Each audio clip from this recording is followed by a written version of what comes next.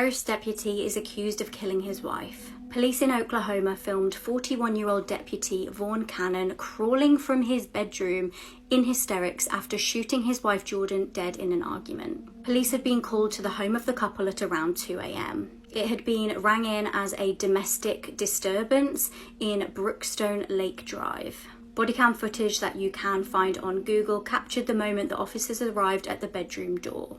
Vaughn was seen crying next to the body of his wife, also a deputy, Jordan Cannon. It transpired that there had been a heated argument and Vaughn allegedly shot his wife dead. It's believed that Jordan has a 17-year-old and 2 stepchildren. The sheriff's office say that they are all heartbroken at the events. Vaughn has been arrested and charged with murder. This is a ghost story that actually happened to one of you guys. So Jenny grew up in an old country farmhouse in the middle of nowhere. And in that house, there was this spooky looking vent that went straight up to a room that no one in the house used. So one day when Jenny's around 4 years old, she starts hearing a man's voice coming from the vent calling to her. She doesn't know any better, so she starts talking back to the voice who's asking her questions about herself. But here's the crazy thing. Prior to this happening, Jenny's uncle had taken his life. And Jenny claims that the voice coming from the vent sounded exactly like his. Jenny asks the man where he is, and he says that he's in a room that she can't see. So she runs up to the abandoned room, but there's no one inside. Is this supernatural, or was there really a grown man upstairs talking to a child? We talk about this and another ghost story on the Haunted Houses episode of my podcast. My mother gave me a bottle of vodka so I wouldn't cry while she was partying. My name is Zakar, and I was 8 months old at the time of the incident. During the end-of-year celebrations, my Russian mother, Nadezhda Yarik, did something unthinkable to go out and ensure I was calm and she wouldn't have to take care of me. She gave me a bottle of vodka. Indeed, I remained calm after that, but in the following days, my health began to deteriorate. In 1 week, my mother had to take me to the hospital 4 times. I was quickly diagnosed with a serious infection. While the doctors wanted me to stay in the hospital, my mother preferred to keep me at home so as not to disrupt her end-of-year celebrations instead of having me hospitalized. I then died on January 5th due to my mother's negligence and her horrible act. What judgment do you think my mother deserves for what she did? I thus died at the age of 8 months without even understanding why she acted that way. The worst part is that no judgment has yet been made to this day for what she did. Nothing scares me like Appalachia. So this Thanksgiving, Paige Hills was meeting her boyfriend's family for the first time in Appalachia. And basically, immediately upon driving into the area, she starts getting a bad feeling. She chalks it up to nerves, but it keeps getting worse that night. The family was all having dinner inside, but there was a window open. And Paige starts to hear whistling coming from the woods through the window. She doesn't really think anything of it because maybe someone was outside smoking, but that night the whistling comes back, louder. And on top of that, it sounds like someone is saying her name over and over and over again. So she goes to the window to see what's up, and there's just 2 red eyes staring back at her from the woods. The next morning at breakfast, she asked the family what that could have been, and they immediately looked like they saw a ghost. They told her to never speak of it ever again, and the next time she hears something, no she didn't. So Paige is freaked out, but she has another night in the house. And that's when her boyfriend pulls her aside to show her this photo. This is what their trail cam caught the night before, and she was to never mention it again. Killed a mother and her daughter, and people on the internet want my sentence reduced because I am handsome. My name is Cameron Herron, and I am an 18-year-old American who is passionate about cars and racing. My passion led to my imprisonment because one day, my friend and I were on our way to the gym, and we decided to make the foolish bet of who would get to the gym first. I was in the Mustang that my parents had given me, along with my little brother, during this race. It was during this illegal car race in 2018 that I lost control of the car, causing an accident and the death of a young mother, 24-year-old Jessica, and her 21-month-old daughter, Lilia. The father lost the 2 most important people in his life that day. Numerous pieces of evidence of speeding were presented, and after 3 long years of trial, I was sentenced to 24 years in prison for involuntary manslaughter. My brother was released after paying $500 bail, and my friend was sentenced to 6 years in prison. The case gained media attention, and several people on the internet disagreed with the sentence I received because of my attractive appearance. They found it unfair that I received so many years in prison. What do you think? Is my sentence fair or not? These are videos humans were never meant to see. Okay, so we all know how terrifying serial killers are. But can you actually imagine being taken and captured by one? Well, this is Kayla Brown, and she was captured by serial killer Todd Kohlheps and was held in a shipping container for 2 months chained to the wall. Here's police footage of them finding her, and it's absolutely crazy. Go. You have any weapons? Cut me through, okay? What's your name? What's your name? Right here. Lauren. Gotcha. All right. Just a girl. Just a girl. How are you, honey? This is bolt cutters. This is our investigator. He's a paramedic. Oh yeah. Okay, we're gonna get you out of there. Okay. Just hang loose for me. Anybody got? I need a handcuff key. Do you know where your buddy is? Charlie? Yes. He shot him. He shot him. Who did?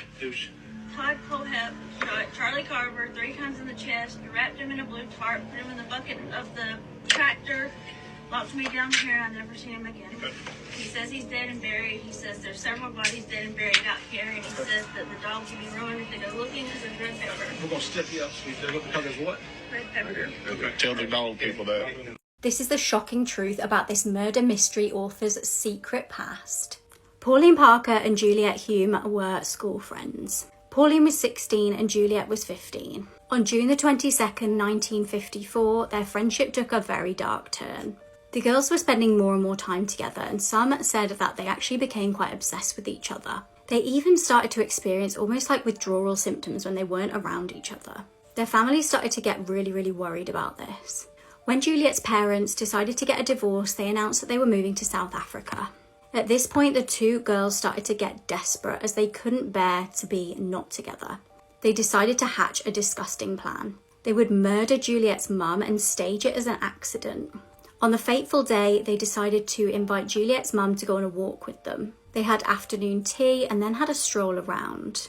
The girls then led the mum up a path and attacked her. Using a brick in a stocking, they hit her over the head over 20 times. They then ran back to the place that they'd had the afternoon tea and faked cries for help. They claimed that she'd fallen over and hit her head, but police soon found the brick and they could see this was no accident. During the trial, some shocking evidence came out. In Pauline's diary, she documented the murderous plans. She referred to it as like planning a surprise party. Now, the girls ended up only serving 5 years in prison. It's believed that the pair grew apart and are no longer friends. Since being released, Juliet changed her name to Anne Perry. She's now a best-selling murder mystery author. Imagine getting stood up for a day and it causes you to become a key part of a murder trial. It was 2012 in Kentucky and Shayna Hubers was 21 years old. She had just graduated from the University of Kentucky and was dating 29-year-old Ryan Poston. Ryan was an attorney and the pair were said to be very toxic. They'd been together for about 1.5 years but were very on and off. On the night of October the 12th, things would end for good. Those close to Ryan knew he wasn't happy. He tried ending things with Shayna multiple times, but she refused to accept this. She would turn up to his house, refuse to leave, and they would end up getting back together. On the 12th of October, the pair were having food at Ryan's parents' house, and they would end up in another argument. Ryan decided to end things once and for all, and to prove to Shayna that he was over her, he decided to go on a date with another woman the next night. The woman was the stunning Audrey Bolt, who was the current Miss Ohio. Audrey and Ryan had arranged to go to a bar the night after at 9:30 p.m. Audrey was really looking forward to it and was very confused when he never showed up. Meanwhile, Shayna had turned up to Ryan's house again without warning. After another massive argument, she took one of his guns and shot him 6 times. She then decided to call police to confess. Now, while she was being interviewed by police, she was acting incredibly bizarre. She twirled around the room and sang, "I did it, yeah, I killed him." She also sang Amazing Grace. Shayna tried to claim that she acted in self-defense, but she was found guilty of murder and sentenced to 40 years in prison. Audrey had to testify in the murder trial. However, in August 2016, Shayna was actually granted a new trial. This was because it was revealed that one of the original jurors was actually a felon. She was again found guilty though in her retrial and was sentenced to life. Did you do this for $500,000? Okay, so this man is offered $500,000 to step on every one of these cups. But there's a knife in one of these cups.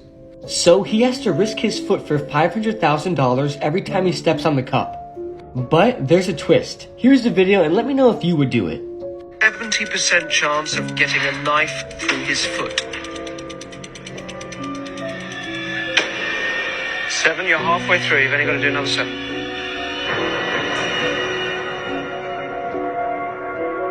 Yep, that's fine. You scared the life out of me then.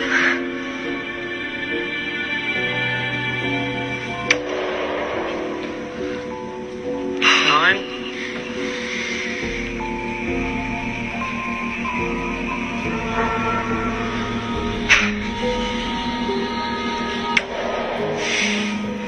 You got 4 more.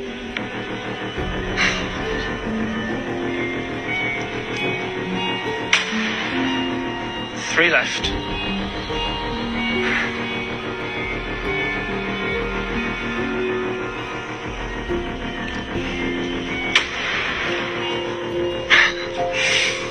Two more.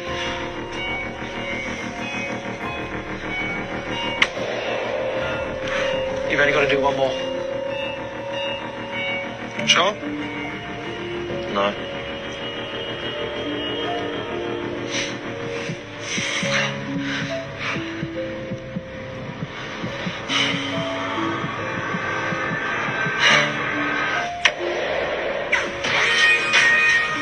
Well done. This is the fire video, one of the worst ISIS videos ever explained. As you play the video, ISIS propaganda music can be heard and you get a close-up of an ISIS soldier. He then pulls out some sort of electronic device and it looks like a walkie-talkie or remote. He then presses a button on the device and the video transitions to showing 2 Turkish soldiers who are standing up but they have chains around them so they can't run away.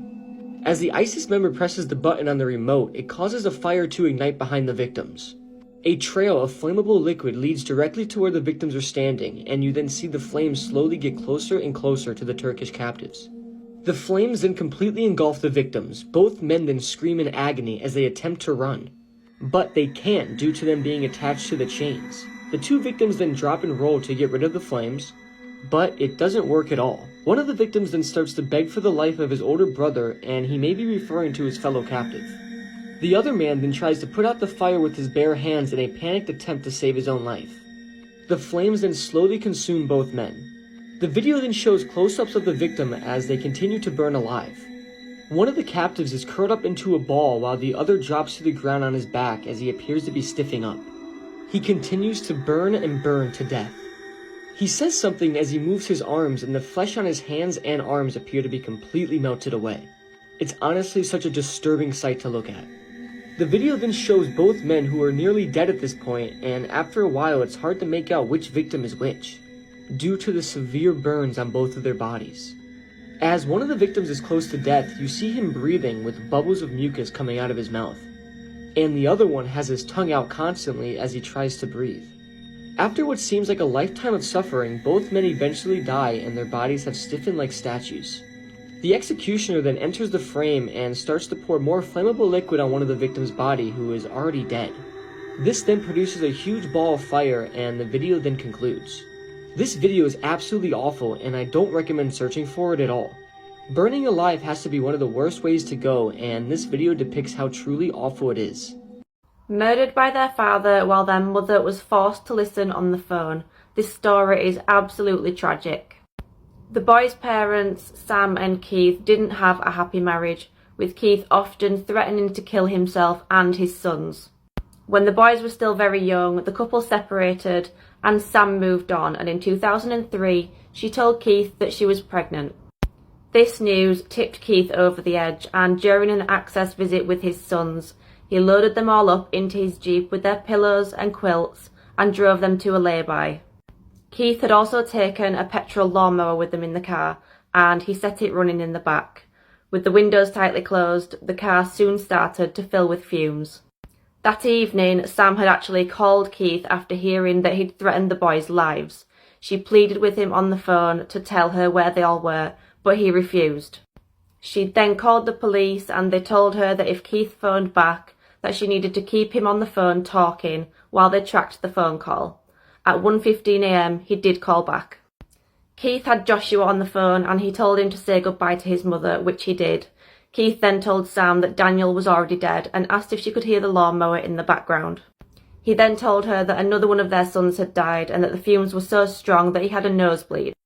She could only listen in absolute horror as her other sons passed away, and then the call fell quiet and all she could hear was the lawnmower. She screamed down the phone for the next 20 minutes, trying desperately to wake up her boys, but the next voices she heard were those of the police. Officers smashed the front window, unlocked the doors and pulled all 4 boys from the car. They then desperately tried to resuscitate them, but it was too late. They were all pronounced dead along with their father. The coroner said that this is the most harrowing case he's had to deal with. All 5 died from carbon monoxide poisoning, and the only comfort that can be taken is that the boys' deaths would have been painless as they became drowsy from the fumes and fell asleep. It came to light after that tragic night that Keith had actually told 8 people, including friends and family, what he might do, but he loved his sons so much that nobody took him seriously. They didn't think that he'd actually follow through with his threats, and it's absolutely tragic that he did. Chuck Berry, the king of rock and roll, has a pretty disturbing history. I think it's time we talk about those bathroom cameras. So a lot of people credit Chuck Berry with being the true father of rock and roll. He had hit singles like Johnny Be Good, and he was a really well-known musician while he was alive. But throughout his life, Chuck kept finding himself in trouble. For example, in the year 1987, he was charged with assaulting a woman at a hotel in New York City. Apparently, he had left the woman with loose teeth, a bruised face, and although he was initially charged with assault, eventually he pleaded guilty to a harassment charge. Then, just 3 years later, came the disturbing charges from his restaurant. So at some point in the 1980s, Chuck Berry purchased this place, the Southern Air in Missouri. This was originally a cafe and truck stop area, and he turned it into a restaurant. This was a pretty big place. A lot of people loved eating here. It had great food apparently, and Chuck was the famous owner.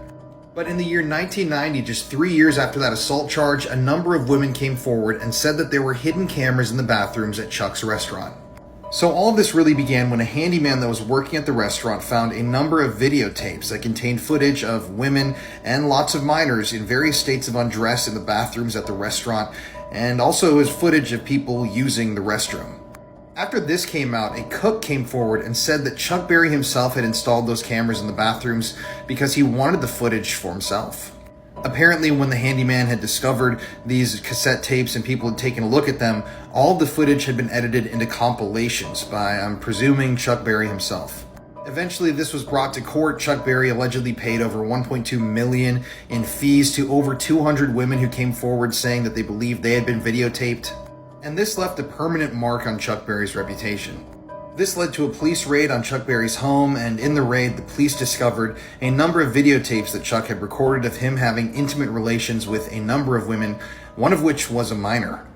They also found a bunch of marijuana in his house, and what's interesting is he was originally charged with child abuse, but eventually all those charges were dropped and he just faced a marijuana charge. Later in his life, a lot of videos would surface from Chuck Berry. I don't know who got a hold of them or who uploaded them, but one video shows Chuck Berry urinating in a woman's mouth, and another shows him defecating on somebody. So yeah, Chuck Berry contributed so much to the world of rock and roll and music, but he definitely did some pretty unsavory things while he was still alive.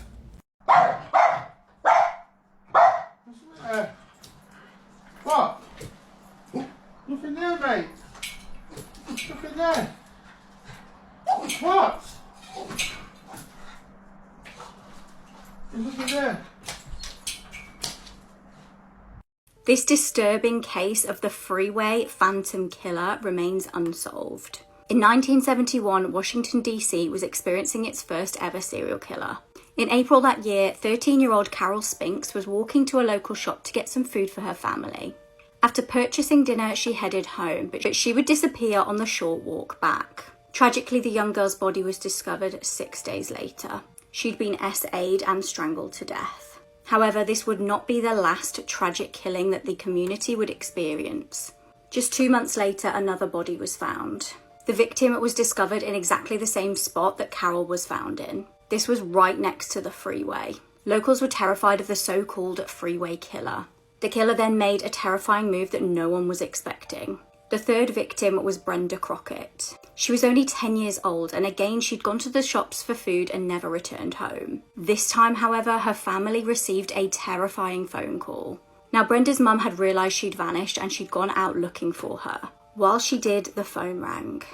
Brenda's younger sister was actually inside and she took the phone call. Her sister told her that she was in Virginia and a man had snatched her.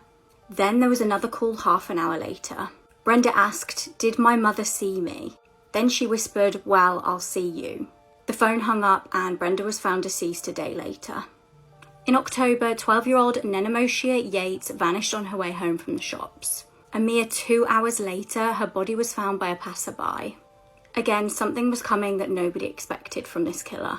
16-year-old Brenda Woodard disappeared. This time when her body was found, there was a note in the pocket.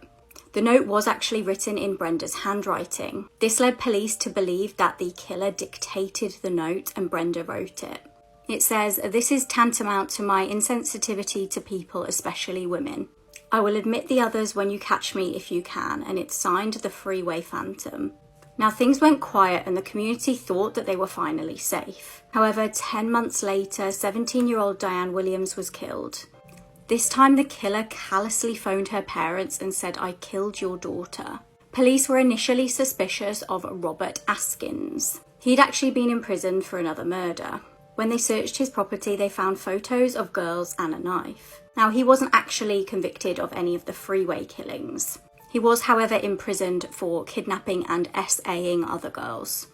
Shockingly, in 2009, police admitted that they lost the entire case file. This is including potential DNA evidence. There still remains a $150,000 reward for information. This is the moment mother of two Louise Porton filled up her car with fuel as her daughter lay dead on the back seat. And this wasn't the first time she'd killed. She'd also killed her other daughter just 18 days before. 22-year-old Louise was living in Warwickshire with her two young daughters, 3-year-old Lexi and 1-year-old Scarlett. She was unemployed but made her money offering seedy services to men online. She would often offer these services on dating apps and would leave her two young daughters with her landlady while she went out to meet men. Her children were clearly an inconvenience to her, and in January 2018, she decided to get rid of them both.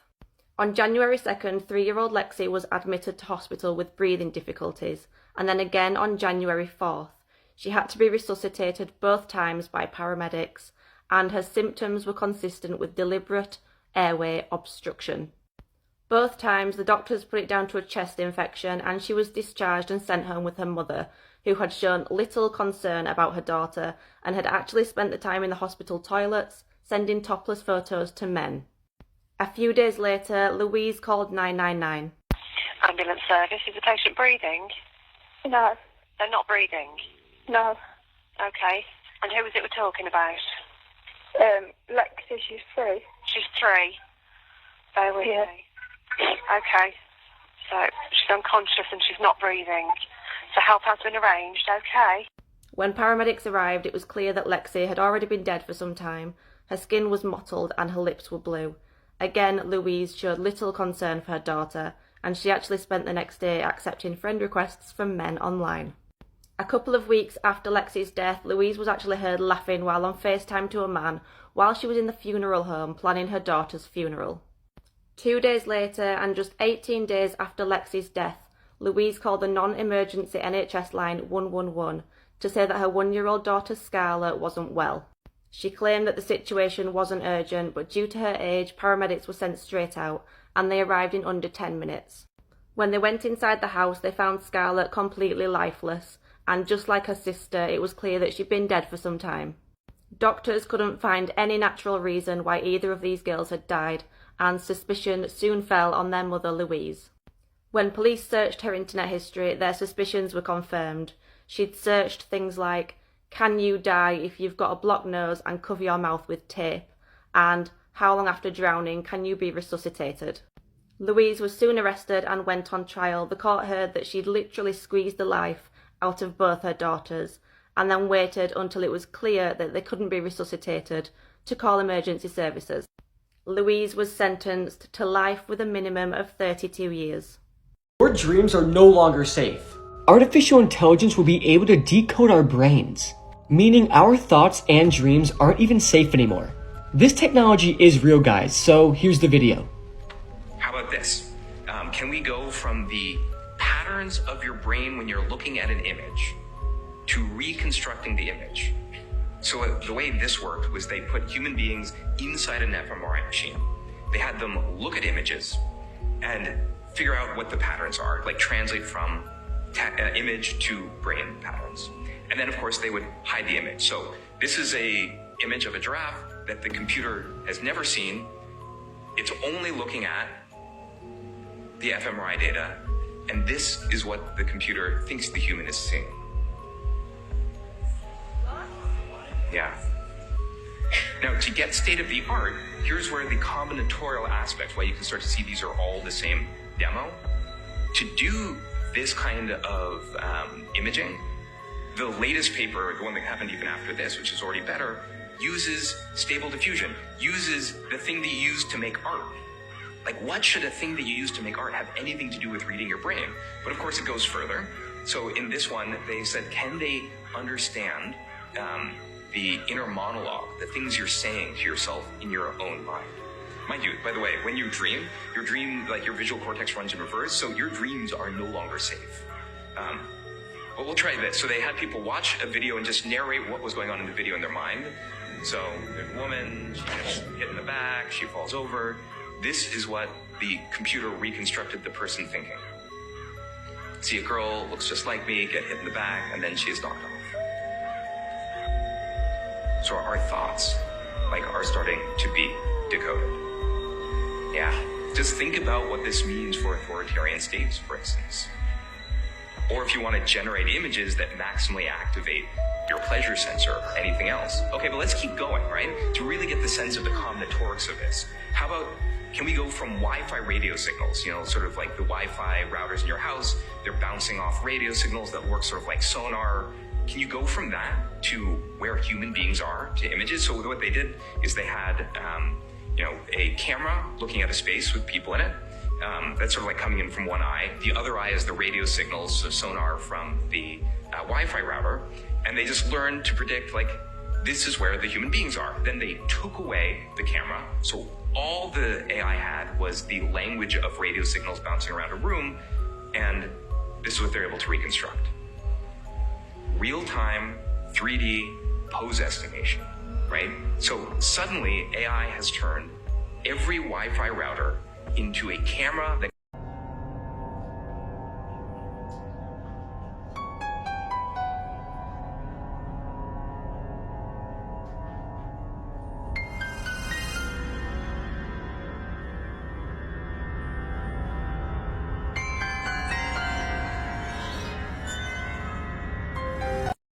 Imagine you're sat out on your sun deck near the water having an evening drink when you suddenly hear a child's voice in the distance screaming help from the water. That's exactly what happened on May 23, 2009 in Portland, Oregon. Patty and Dan Gallagher were on the deck of their waterside condo enjoying a drink when they heard something hit the water, followed by a child's voice screaming help me. There wasn't much light on the water, so Dan shouted, "Where are you?" while Patty dialed 911 and told the operator that someone had fallen from the bridge over the Willamette River. By now, other people had heard the screams, and a couple that lived on a floating home on the water motored their boat and set out to find where the voice was coming from. 25 minutes went by when finally Cheryl and David spotted the young girl in the water. Cheryl jumped in, and as she was swimming back with the girl, she heard David shout, "Oh my God, there's another one." David immediately jumped in the water and grabbed the young boy, only he was silent. He'd been face down in the water for 30 minutes by this point, and although CPR was administered, it was already too late for 4-year-old Eldon. His sister, 7-year-old Trinity, was rushed to hospital, and the police launched a homicide investigation. They had no idea who these children were or how they'd come to be in the water. Meanwhile, 2 miles down the river in Milwaukee, Eldon and Trinity's older brother Gavin was at home in bed. He'd decided to stay at home with his grandparents while his mother went to pick up Eldon and Trinity. Only he woke up at 1 a.m. and realised that they weren't home, so he woke his grandparents and they tried to call his mother Amanda. They couldn't get hold of her, so they decided to ring Eldon and Trinity's dad, Jason. He told them that Amanda had been round at 8 p.m. and picked the children up. Jason checked his phone and realised that he'd had a missed call from Amanda at 1:22 a.m. He tried to phone her back and it was an hour and a half before he got through. She answered and said, "Help me." Jason asked where the children were, but Amanda wouldn't tell him. so he phoned the police and said that he thought his 2 children were in danger. He had absolutely no idea that his 4-year-old son Eldon was already dead. Around 7 a.m, Amanda's sister saw on the news that 2 children had been found in the river. Jason was informed and he phoned the police and told them that he thought the 2 children in the river might be his.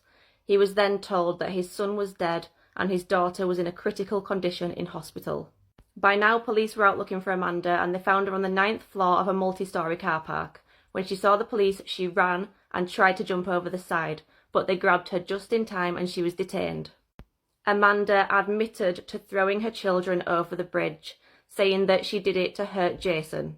Amanda was charged with aggravated murder and attempted aggravated murder and sentenced to life with a minimum of 35 years. On Sunday, the 4th of June 2023, Amanda was found dead in her cell. Her cause of death has not been released.